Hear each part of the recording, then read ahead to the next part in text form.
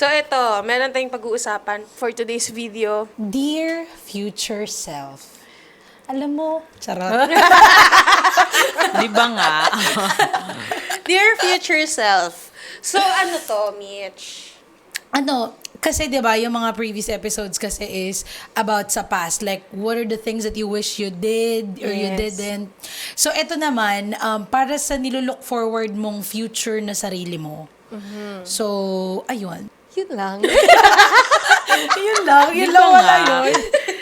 Oo. Ito yung mga kumbaga ito ba yung Kung kakausapin goal? mo yung sarili mo Yeah. na Mitch, ganto, ganyan ka na. Sana ganto ka. Alam mo hindi, Message alam mo maganda niyan.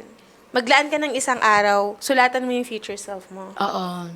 So, ano yung isusulat mo sa sarili mo? Yun. May nasulat ka na, di ba? Nakwento Oo, mo. actually kanina, yung Oo. kinukwento ko kasi is, nagsusulat ako, ano ba yung mga sasabihin ko sa future self ko. Oo. And then yung una ko kasing gustong sabihin, I mean, yung gusto ko sabihin sa kanya is, masaya ka na ba? Kasi I really hope na in the future, yun nga, masaya na ako. Kasi right now, 'di ba, pag tinatanong ka, okay ka lang ba? Masaya ka ba? Kasi 'di ba, lagi natin sabi, okay lang ako, I'm fine.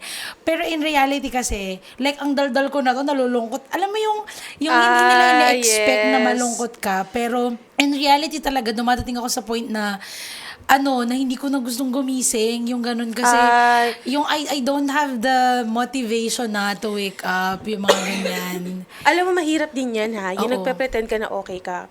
True. Sabi nga nila, may isang staff tayo, sabi, Sino yan?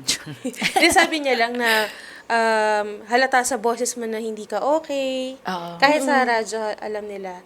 Pero syempre, kailangan bilang trabaho mo nga, kailangan mo maging professional, kailangan mag-stick mo yan. Wag kang give up, wag kang bibigay. Yes. Pero kailangan may mga instances talaga na kailangan mong pakita na okay ka. Oo. 'Di ba? Lalo na pag kunyari nasa work ka. Pero may mga times na no, kahit wala ka namang I mean, I don't know if hormones lang 'yun. Yung tipong wala ka namang ginagawa, parang nakaganon ka lang, pero bigla ka iiyak. Oo. Hindi, Ayan. normal naman maging sad Diba? at times.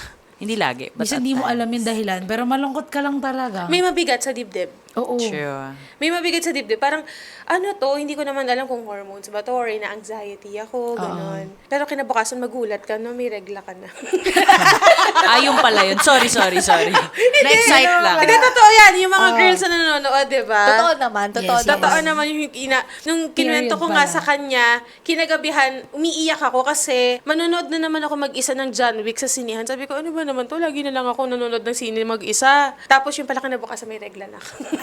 Kaya pala. Kala ko nag-i-emo kasi walang Emote jowa. lang. Oo, yun pala, may regla na talaga ako.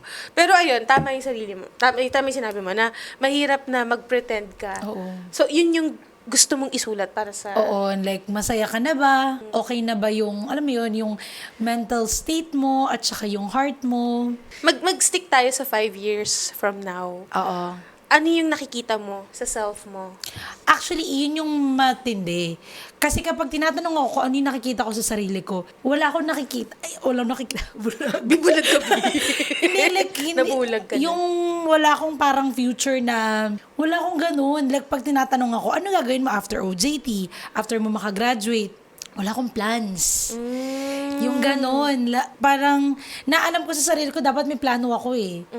Yung parang wala akong nilulook forward talaga na mangyayari sa akin sa future. So, that's why I really hope na yung future self ko is masaya na siya. Kontento. Yes, like kontento na siya. At saka, yung isa pa nga is, yung sinusulat ko kasi is, may pamilya ka na ba? Yung may sarili na ba akong Tawa ko pamilya? sa sinabi mo kanina. And then, na-realize ko, masyado kong binibigyan ng pressure yung sarili ko. Binar ako, okay lang kahit wala ka na sa kalendaryo, pero di ka pa kinakasal. Kasi, naisip ko kasi, like kasi ngayon 27, yung mga nakikita ko sa feeds ko, kinasal na, may anak na, may pamilya Or na. engaged na. Oo. Tapos, di ba, ang Pinoy pa naman, kailan ka ikakasal, kailan ka mag-ano. So, yun, I don't wanna pressure myself. So, binura ko yung message. Tapos, sinabi ko lang, pat na lang talaga sa back, na okay lang, kahit na wala ka pang pamilya, okay lang kahit mag-isa ka pa rin. Kasi, yun, Kasi kung doon ako magiging masaya, ayokong i-push yung standards na kailangan ganitong edad, may pamilya na yan, dapat, menopause ka na, mahirapan ka ng mga anak, wala ka na sa kalendaryo. Bad trip yung mga ganyan. Oo, yung mga ganun. So, ayun, sa future self ko, no rush, no pressure. Okay lang, kahit wala ka pa doon sa punto na yun. And is it normal ba, Ma'am Sel, na yung sinabi ni Mitch, na parang wala siyang nilulook forward sa ngayon? Ako, wala naman ako nilook forward for now. Besides, wala. Yung normal routine ko lang. Yung As of the gigising ka moment. lang, Oo. yung mga ganyan. Kasi, wala. Parang feeling ko kasi yung mga goals ko at this age, na-attain ko na before ako mag-31. So parang, kaya yung sinusunod ko lang now is normal routine. Pero pag may opportunity pumasok na wala naman talaga sa timeline, yun, syempre siguro mag-iiba yung Flow. Oo, yung flow. But for now, routine lang muna yung sinusunod ko. Kung ano yung routine, yun. 5 years from now, ano yung nakikita mo sa self mo? 4 na yung anak ko, charot. Every year para nanganganak. Hindi, siguro baka may house na ako. Oh. Or, hindi ko talaga alam. For now, pag tinatanong ako ng ganun, hindi kasi ako magaling sa ganun eh. Pero kasi pag, kunyari, sinabi ko bukas, ito yung mga gagawin ko. May bago akong goal, kunyari. Kaya kong gawin yun within less than a year. Kasi ganun ako ka-driven pag may gusto ko. Kaya nga pag may bet akong lalaki, ganun ako ka-driven. Eyes on the prize. Kailangan kong makuha yan. Challenging. Oo. Same with your goals. Pag nakuha ko na, di balik ulit tayo sa normal routine. Until may madagdag na bago or may maisip ako, hindi, parang gusto ko na. Parang pag bumibili ako gamit, like, kunyari mahal siya, so, ang gagawin ko, hindi ko muna siya bibilin na. Pag feeling ko, super dami ko nang nagawa na, kunyari, no work, or parang something na feeling ko, deserve ko yung ganun kamahal, kahit walang occasions.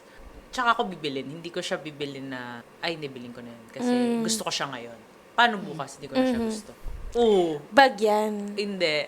Kunyari, relo. Kasi yung bag naman kasi at par yung mga Kunyari, relo. Kasi it's something na investment piece.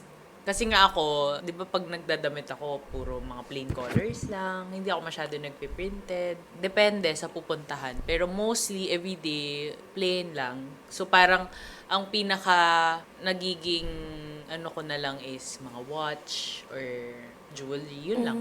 Kasi nga, sa everyday, ayoko talaga ng attention. Like, literal, ayoko ng attention. Kaso, wala akong choice. Yes. Nabuhay ako sa mundong to na may gantong apelido. So, ayun. So, You kaya have ako to deal with nagde-dress it. down kasi yung the whole self, medyo, yung attention. So, nagde-dress down na ako. Isipin mo kung araw-araw super nakaayos ako. Masyado ng Malulula ka talaga kung Yes. nakaayos yun. masyado ng wala. Parang for me, too much for everyday. Ewan ko. Pero may mga tao kasing they want to be nakaayos every day. Pero ako kasi, mas gusto kong pag may events lang, tsaka lang ako mag-ayos. Nang asin yung ayos. Pero pag nag-ayos naman ako, maayos naman din talaga. Pero pag on normal days, pag kunyari dito lang pupunta, or sa office lang, wala, ganito lang. Anyway, ayun. 5 years from now, yan. Saan mo nakikita yung self mo? Ako, tanong na lang, is it worth it? Kasi before stepping sa college, doon talaga ako parang nagsalita ng big decision. Yun yung pinaka-big decision ko. And as of now, hindi ko alam kung magiging worth it siya. So, kung makakausap ko yung future self ko, gusto ko na lang tanungin, lahat ba ng ginawa mo ngayon, worth it? Masaya ka ba? Nakuha mo ba yung gusto mong makuha? Or kung hindi mo naman makuha, naging masaya ka ba sa outcome? Ganon. Yun yung gusto kong sabihin sa future self ko. Pero kung 5 years from now, saan mo nakikita yung sarili mo? 5 years from now, Ilan taon ka na? 22. Kaka-22 ko lang po. 22. 27 na siya So, nun. 27. Sa Oo. edad ko, magkaedad na tayo nun. Nasaan ka na? Kasi before, like 25, ang pangarap ko noon, pagtugtog ko ng 25, gusto ko may boyfriend na ako. Nauna. Nauna siya. So yun nga, ang daming mga bagay na hindi ko inasahan. So nagkagulo-gulo siya. And ang nilulook forward ko na lang talaga is yung binitawan ko before college, kung magiging worth it ba siya or hindi. Kung hindi man siya naging worth it, masaya ka ba? Yun yung mga gusto kong itanong sa future self ko eh. Ito, meron tayong makakausap. Tanungin natin kung ano yung masasabi niya. Si Laika Martinez. Laika, good afternoon and welcome sa Barda. For the freshness talaga, nakaka-fresh. Ang fresh. For the bagets, diba? It's good to be young, B. Oo, hindi ko na kaya. Sumasakit na yung yung mga kasukasukan ko. Hi, Laika! Hi! Ayun. Kumusta ang pagiging kulot? Natural po. Wala naman ako sinabing fake.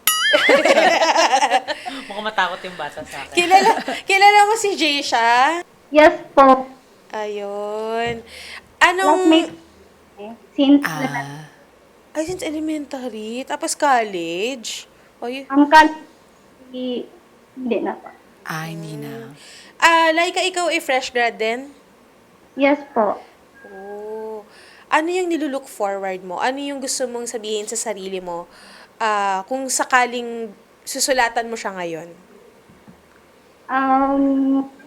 Ay sana maging rich tita na po ako. Yun po yung rich goal tita. ko. Yung mga Alam mo sige. kung ako sa'yo, mag-subscribe ka sa Martulfo Tungol Vlogs. Ito talaga rich tita talaga to. Oo. Ito talaga ang OG. OG. Si may OG. Ito yung OG talaga. Follow mo yan sa Instagram. OG. Rich tita. Ayan. Rich auntie. Ayan. Paano mo naman nasabi naging na rich tita? Which is tama naman. Ang ganda ng sinabi niya. Bakit mo gusto maging rich tita?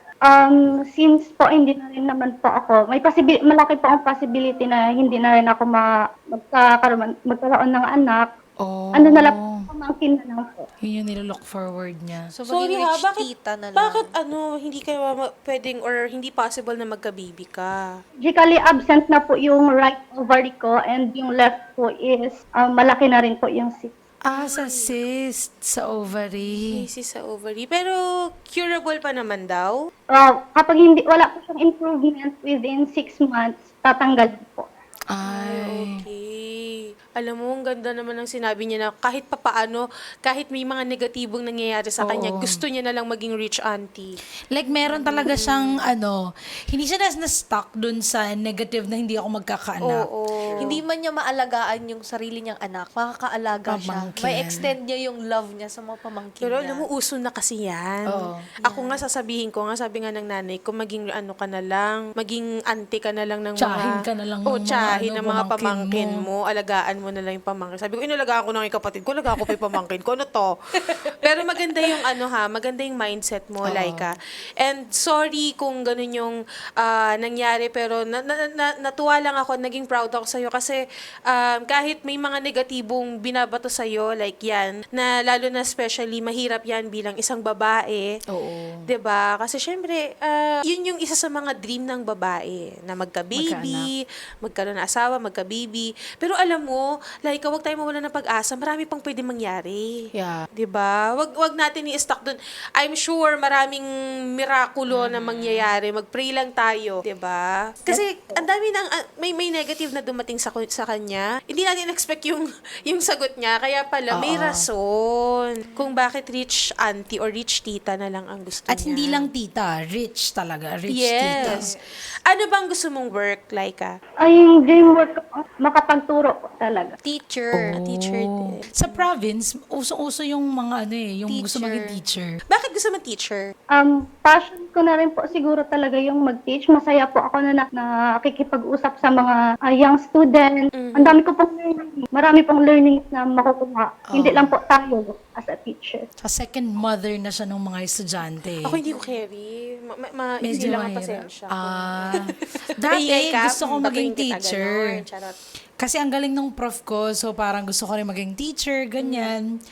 Pero Hindi ako napunta dun sa pagtuturo kasi inabot pa ng 8 years bago ako nakapag-aral. So, So sa 8 years kasi na yun, maraming nagbabago, yung mga decision mo. Kaya nga, hindi nga pwede magsabi na sa mo nakikita yung self mo. yes. Oo. Kasi things might change talaga. Kita mo nga, hindi ka naman humingi ng barista, pero Pero nabigyan ka ng kape. binigyan ka ng kape.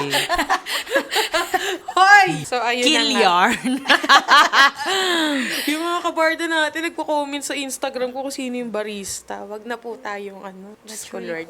For the Baka low-key ang ma-jinx. person. Ganun. For the low-key ang person. Pero, Laika, ano naman ang, saan mo naman nakikita yung sarili mo? Kumbaga, yung family mo naman. Ano yung goal mo for your family?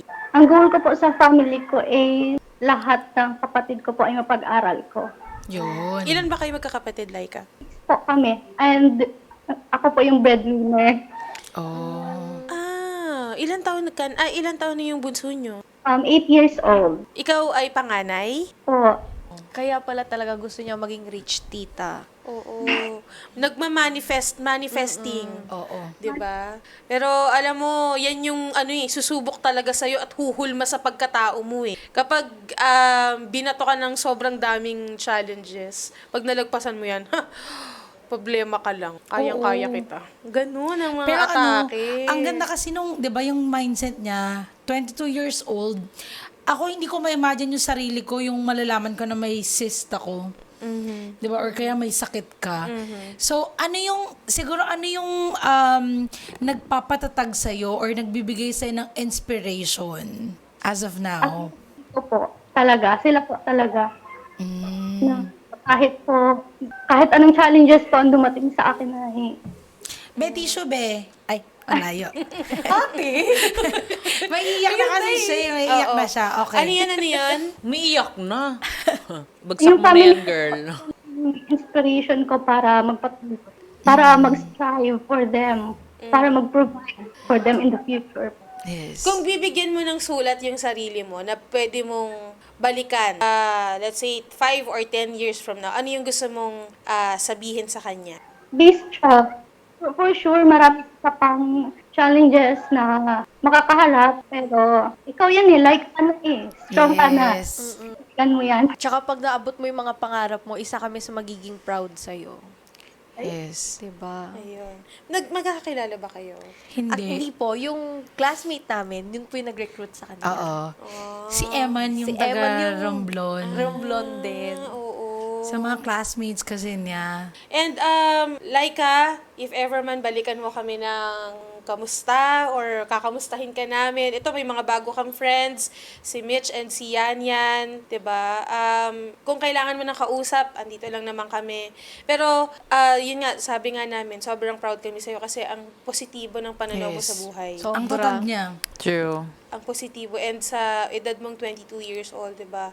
6 kayong magkakapatid, ikaw ang breadwinner, and then ayun nga, meron pang sis, and then ang tatag mo, yun lang. Sobra. Alam mo, kailangan mo rin maging matatag and wag mong pakita na weak ka kasi sa'yo lang kumukuha ng lakas ng loob yung family mo. And maganda yung attitude mo. Yes.